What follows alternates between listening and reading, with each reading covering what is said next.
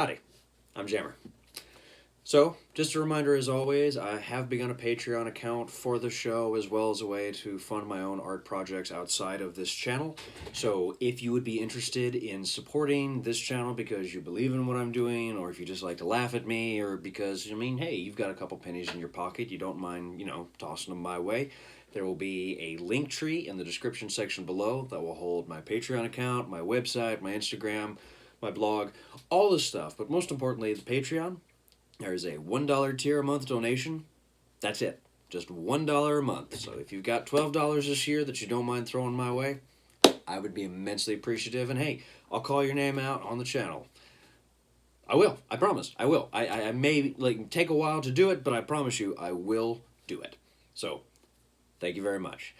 Now, where were we? Yeah, right, this whole channel thing. So, every Tuesday evening, or usually Wednesday morning, my local comic book shop, Ground Zero Comics, will post to their YouTube channel. And it will be their sort of weekly video to sort of announce, hey, it's New Comic Book Day.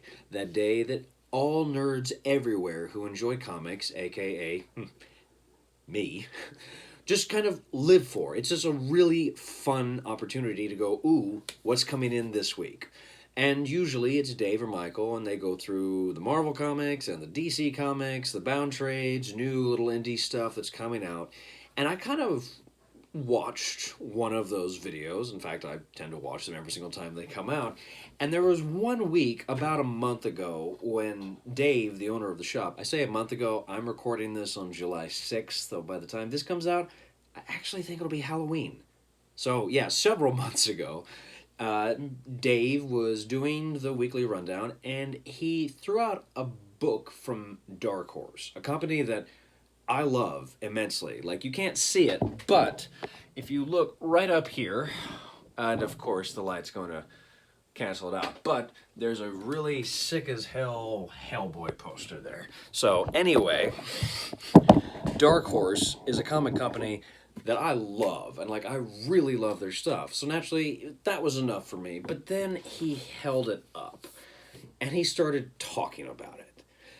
And I knew, oh my gosh, I've got to get that book, because I've got to read this, because this looks so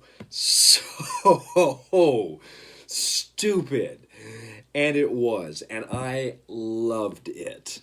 Now, Tales from the Crypt was a sort of weekly or monthly periodical put out by an organization known as EC Comics. Now, the story of EC Comics is actually really interesting. I'm not going to go into too much detail because this channel isn't about the history of comics. There's enough people doing that already. This is always about the form of comics. But one thing that's important about EC Comics, and particularly about Tales of the Crypt, is that this comic book was really at the forefront of a major episode during the 1950s when comics came under fire. And if you want a really interesting book that covers that, I would really recommend you check out this book right here. The 10-Cent Plague, The Great Comic Book Scare, and How It Changed America by David Haju. This book is really great, and I've honestly thought about rereading it again and just sort of talking about it on the channel, just because it'd be an opportunity to just talk about comics as a medium and the way it can impact culture, the way media studies in general operate, but what have you. What's important here is this book talks a lot about EC Comics, as well as all the other major comics publications, and how during the 1950s people began becoming really afraid of comics because, there were stories about people being buried alive, people being dragged into graves, stories about werewolves eating people, people being locked up in morgues and dying. And who was doing all that? Well, your good friends at EC Comics, by the way, who, fun fact, up until a couple of years before they started publishing comics like this, had been known as educational comics and published Bible stories. And then the founder of the comics company died, and his son took over and was like, no, we're gonna do this as entertaining comics. And they began this series, and would eventually go on to publish a little magazine by the title of Mad, but that comic didn't go anywhere as far as I know. Yeah, I can't do jokes. I'm sorry. But tonight's video will be Tales from the Crypt Volume 1 by Dark Horse. And it's important to note, I'm covering Volume 1 by Dark Horse. Fantagraphics has also put out some of these early issue of these original magazines. So if you're going to be wanting to check out the edition that I bought, you're going to want to go through Dark Horse. And note, this is the paperback edition. They have some really pretty hardcover editions as well, but I'm a cheapskate when it comes to books, and I love my books, so they have a tendency to get, well, very well loved.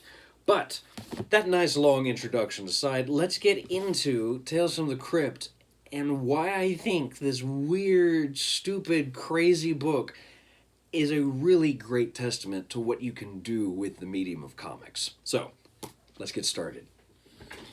Alright.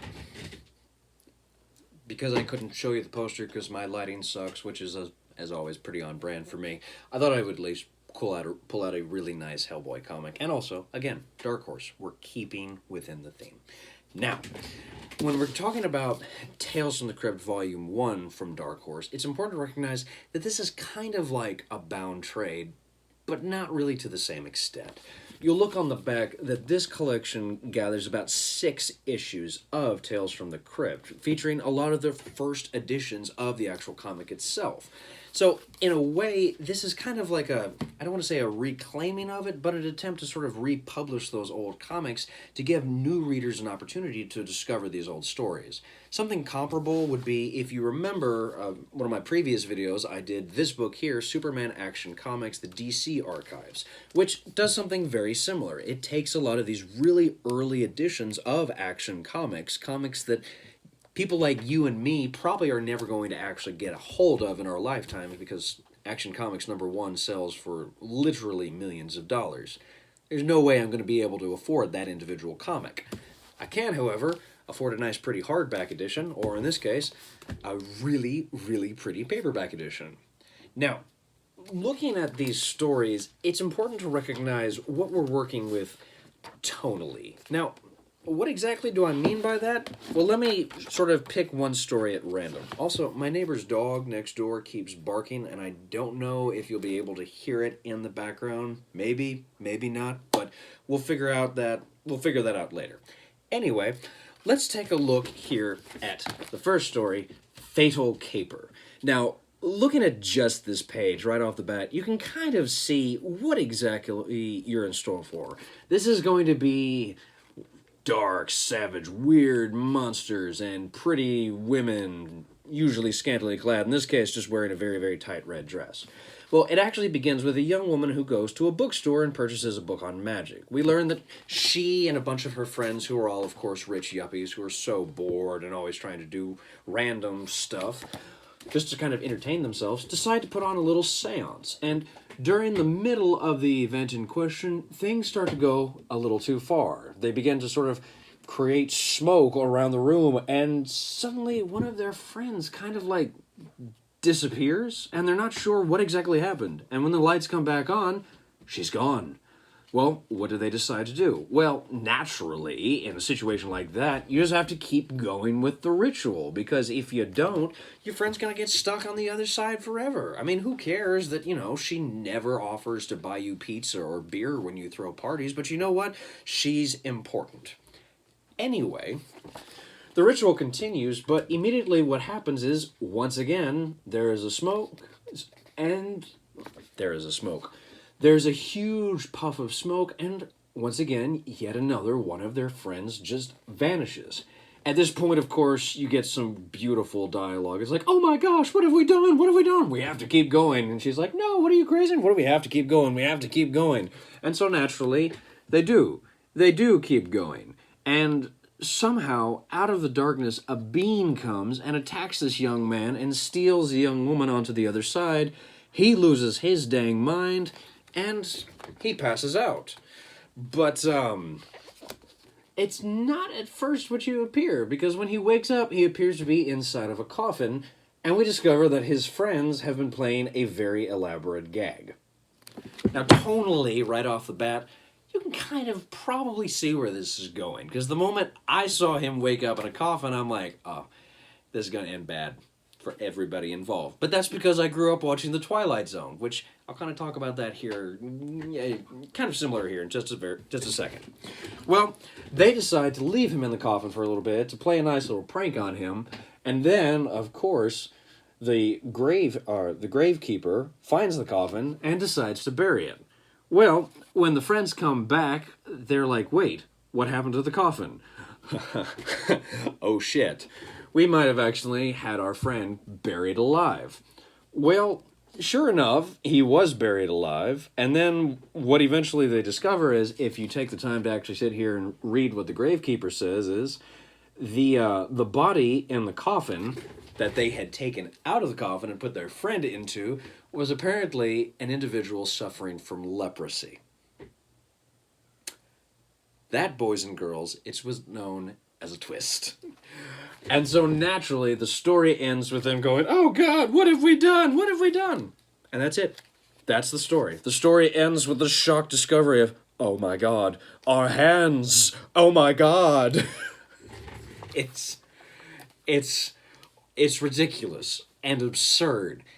And I loved every second of it. And I don't know if you took the effort to sort of pause your screen and actually sit down to try to read some of these comics, but if you listen to it, the dialogue is oftentimes very dramatic and hammy, and it doesn't sound, quote-unquote, realistic at all. But here's the thing, it's not trying to be. Tales from the Crypt, like a lot of work from EC Comics, was often an attempt at adult humor. One of the sort of constant charges against comics was that it was media that was designed for children. Well, again, the nice, friendly people over at EC Comics thought that that was bullshit and said, no, plenty of adults read comics. In fact, we're going to make comics, and we're going to make comics for adults. And so, taking that very premise, tonally speaking, these narratives are oftentimes just very gargantuan and hyperbolic, and they're designed to make you groan at the very end. The narrative twists are not designed to really be shocking, per se, but they're kind of designed to make you go, oh, that is awful. The way endings of episodes like Twilight Zone would go. These are stories that are designed to entertain adults more than children because adults are more keenly aware of some of the darker sides of human nature, and so there's a kind of fun, poetic justice in watching these people who are encountering these horrible or performing these horrible deeds kind of get what's coming to them. Again, you'll note that originally these characters were not trying to do anything terribly dangerous or harmful to their friend. They were just trying to play a joke, but then at the same time, they were willing to push it insofar as they were willing to, lock him in or make him think that he had seen a monster, give him a small heart attack, and then leave him in a coffin in a mausoleum for a few hours. It at first does not seem maybe that terribly great, but at the same time, it kind of is. Actually, no, it's a rotten fucking joke. It's a nasty joke, and it's kind of hilarious. But let's look at another story, too, and then I'll talk a little bit about why, at the same time these narrative elements are interesting, it's also interesting to just observe formally what's going on with these comics. And actually, I hear my cat making a noise, so I'll be right back. All right. Sorry about that. My cat always wants to go into the garage as soon as I come home, I think because it's warm and it's full of weird smells and he enjoys it. But then he wants to spend several hours in there, and then I don't know when he wants out. So I just have to listen for him to meow, and then I'll let him back in. Anyway, you don't care. What's important here is we've talked about one story from the Crypt of Terror, Tales from the Crypt, what have you. Let's move on to one of the last stories, because that first story was kind of interesting in the fact that it was largely just people doing awful things to other people. It seems at first like maybe that's it, but one of the fun things about this book is it's never just true crime in kind of air quote. It's not just necessarily a kind of crime-based fiction or sort of tragic circumstance. It's also an interesting play on the supernatural because, again, we're talking about monsters. We're talking about horrible things happening to people who stumble across just weird individuals or, in certain instances, acts of the supernatural. Now, if we look at this story, The Crypt of Terror, we have another little interesting story. This gentleman here, we find out, is the lover or would-be lover of this lovely young woman here. By the way, I'm not doing names because honestly and truthfully, names really aren't important in this book. There's Tom, Dick, Harry, and then some woman named Veronica. Not really, but the names are really kind of secondary. It's not important. These are just basically protagonist A, protagonist B, victim A, victim B, what have you. Basically, what you need to know is that this charming man in the brown suit loves this blonde woman in the red dress, and this man in the gray suit with a red tie, who has absolutely no idea how to balance a red tie with a gray suit, is like, I don't like being friend-zoned. The Crypt Keeper, our sort of narrator through a lot of these stories, well, one of 3 narrators technically, continues the story as the man in the gray suit realizes, hey, I really like Blondie. No, but she likes guy in brown suit. So you know what I'm going to do? I'm going to kill the guy in the brown suit, and then I'm going to bury him in the dirt. Well, naturally, guy in the gray suit, who eventually changes into a green suit, yellow tie, again, no sense of style. That's just rude. But you'll see he begins to try to seduce her and woo her and be like, hey, he's dead. It's time for you to move on and love me. And then she's like, no, I'll never love you. And then he's like, well, too bad. I killed him and now you're going to be mine. And she's like, oh, no, no.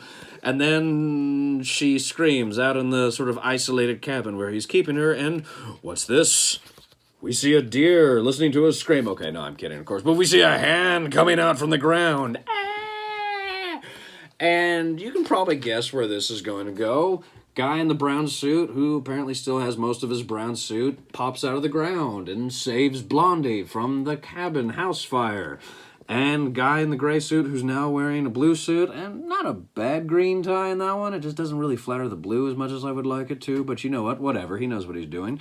He goes, oh my god, he's alive. Oh, Will. Oh no, Jim. Mirror. You know what? Again, guy in brown suit is alive. And so he runs. And then guy in brown suit drops Blondie off and chases guy in the blue, gray, green suit through the woods. Until eventually, guy in the blue suit, gray suit, bad suit, no fashion, winds up in a hole. And guy in the brown suit finds him and holds him down and then literally buries him alive. And that's the end of the story. So I originally intended to do about 3 of these stories, or if you watch Inglourious Bastards, 3 of these stories. But honestly, these 2 seem enough to kind of convey to you at home what kind of tone these stories are.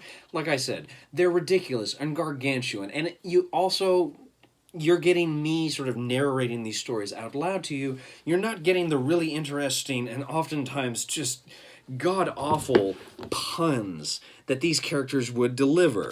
So in the last panel of the story, you'll see, and that's my story, dear reader. Jim certainly kept his promise to Laura, didn't he?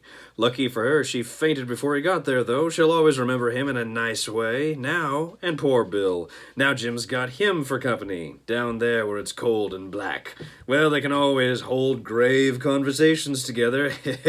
Now, if you're not too broken up over this tale, why not read on? More chills await you. These are absurd and ridiculous. And again, really fun in terms of their tone, because it's, again, a story structure that's not really trying to take itself seriously. It's stories that are designed to be kind of chilling and gross and strange, and it's a way of trying to, honestly, at least I stand by the idea that these stories are trying to make people laugh. Now, take into account, I'm reading this decades after the fact. Readers in the 1950s may have been reading these stories and have been legitimately shocked by them. And if anybody knows anything about that, please, by all means, leave a comment in the comment section below. We can get a conversation started about the narrative tone of these books, because I may be talking out of my ass here.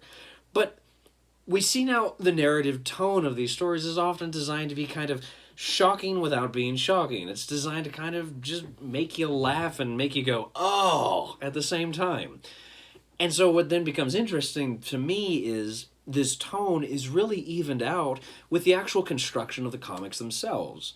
Because tonally speaking, these books could probably just be throwaway pulp stories that aren't really that interesting to talk about in terms of media, in terms of observing how the media works. But to me, what's really interesting about Tales from the Crypt comics is while I was reading it, I was consistently impressed by the actual artistry, because if you look at just the opening of The Crypt of Terror, or no, excuse me, the story is The Thing from the Grave. Hello, Jones. The Thing from the Grave. First off, you have this beautiful word art. Well, just script. It doesn't seem like it's terribly important, but we've talked before about how the construction of words and lettering in comics can be really important to understanding tone. If you've ever read any Jack Kirby books or any of the Fourth World or any of the New Gods, whenever the boom tube or the mother box goes off, there's usually a ping or a boom, and the way those images, or excuse me, the way those words are presented creates a very dynamic tone, or creates a very specific tone in the reader. It creates the sound. When we're talking about this, we're talking about the grotesque and the creepy. And so you see oftentimes this is kind of shivery script to make you sort of constantly feel like, ew, I'm on edge, or ooh, I'm moving into this dark space where I have to acknowledge the fact that sometimes people do really horrible things to each other. So it's a little thing, but it is still an effort in creating a tone to these books that helps the reader really land into these stories, get the flow quickly, and just enjoy the content of the stories even more. And then as well, if you look at the presentation, you have here a 2-panel layout.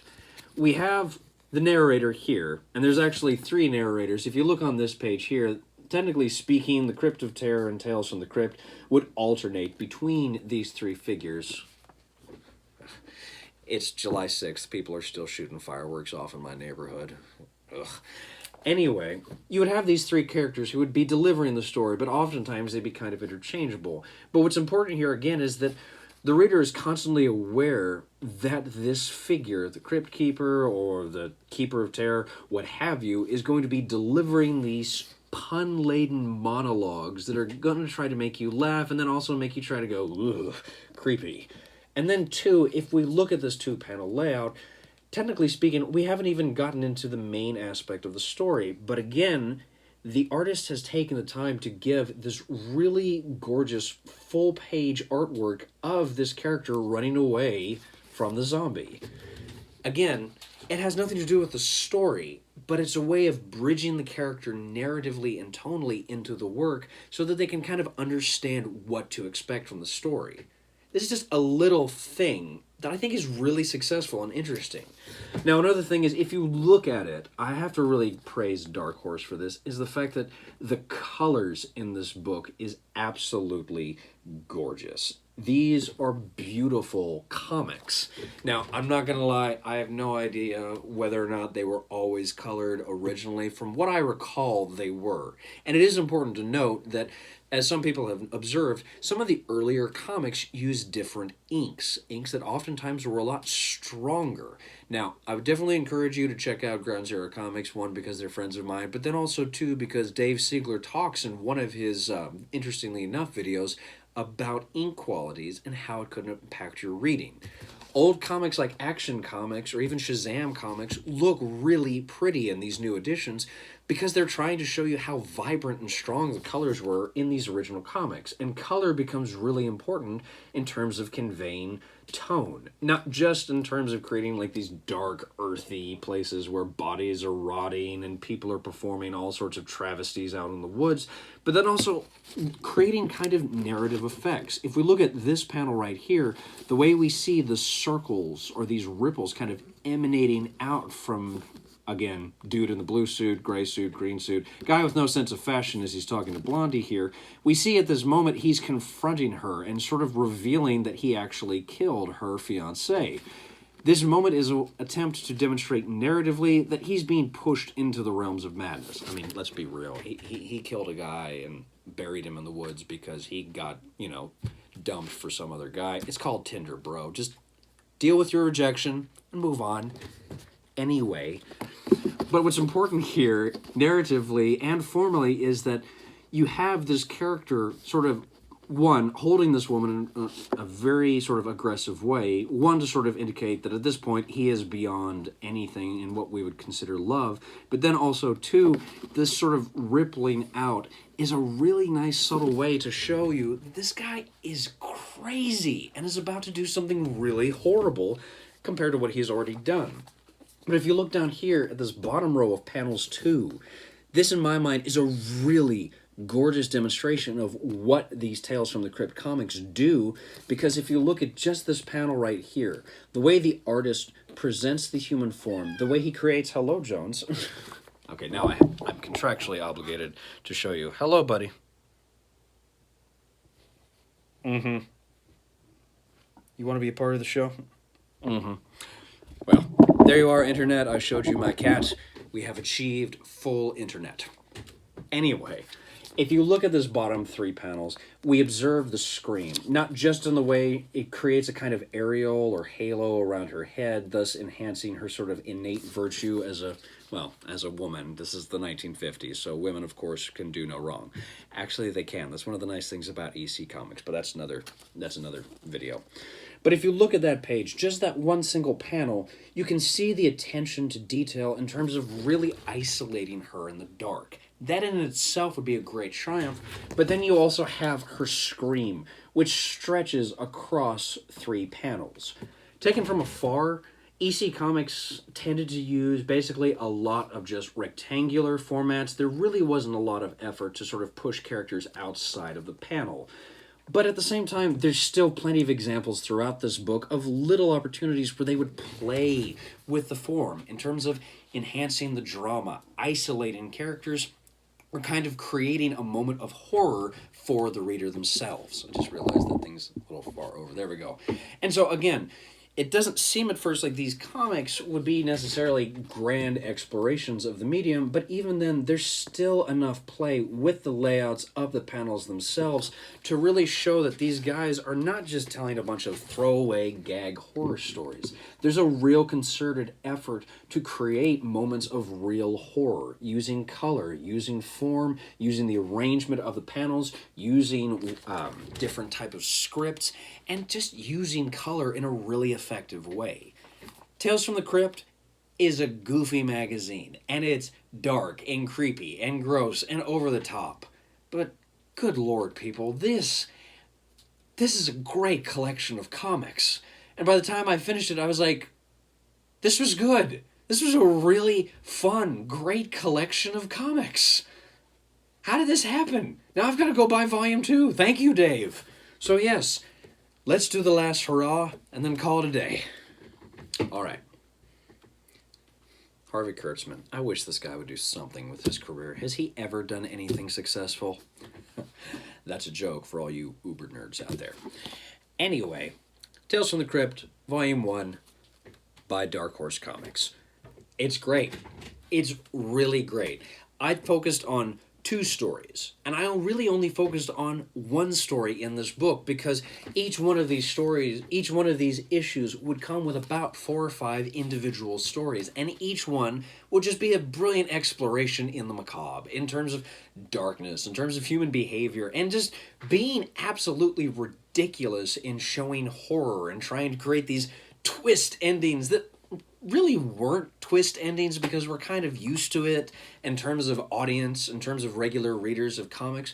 But it's still important to recognize that when these comics were coming out, they were really novel for their time, and they created a kind of new narrative landscape for generations of artists. Guys like Stephen King would read Tales from the Crypt and just inhale these comics. Guys like Clive Barker would read these comics.